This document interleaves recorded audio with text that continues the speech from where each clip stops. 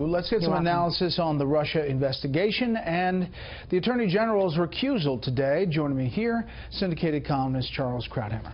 Charles, your thoughts? It's a complicated case because there's certainly a plausible excuse for the Sessions' actions, the ones he presented today. First, he was never asked if you had contact. Why would you perjure yourself answering a question you were never asked? And his excuse is that he heard, as we saw in the question from Al Franken, he heard for the first time a report about constant contacts between surrogates and Russian intelligence agents. So he thinks to himself, this is what his answer was today, I'm a surrogate, I didn't have constant contact. So he jumps in and says, no, I didn't have the contact. Now, the question is, which would have been a plausible answer? Question is, did he not remember that he'd met with the Russian? Possibly. Or perhaps he thought for an instant, yes, I might have met once, but it wasn't about the campaign. But the problem with all of this is that he's had several weeks since that incident.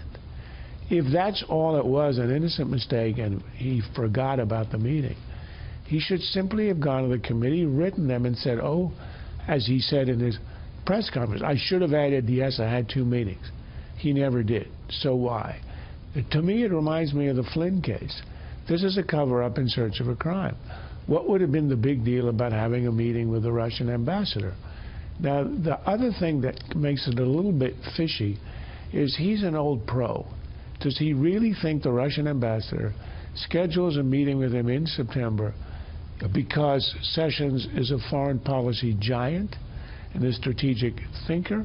Or was the meeting because he's the first senator and very close to first senator to support Trump, wants to learn about the Trump campaign? So I think the recusal was absolutely necessary.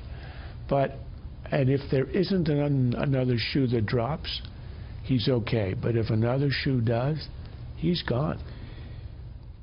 It seems that every time someone talks about the intelligence that they've seen, what they know, at least when the Republicans are talking about it, they say there is zero evidence of collusion, cooperation, or communication.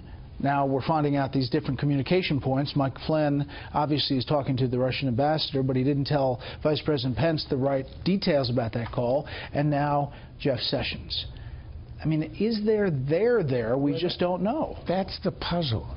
That's the question. There's all this, all these cover-ups, there are all these stories that in the Flynn case and here in the Sessions case turn out to be not true.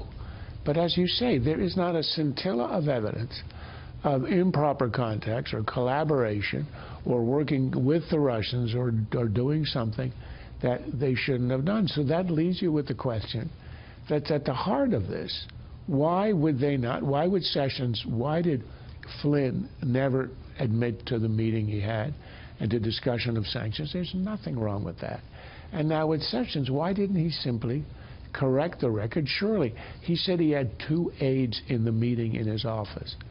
So the aides must have told him, or his scheduler, yes, you did have a meeting. Why didn't he just admit it? What's the problem? And that's the question at the root of all this. It gives the impression there was something improper, and yet there is no evidence of it. I mean, clearly it's a staff issue, because someone should have told him after he said what he said in that hearing, wait a second, remember we met with the Russian ambassador? You know, what did Sessions know about remembering the meeting? And when did he remember it? And why did he not admit to it? That's the question. More questions than answers. Charles, thank you.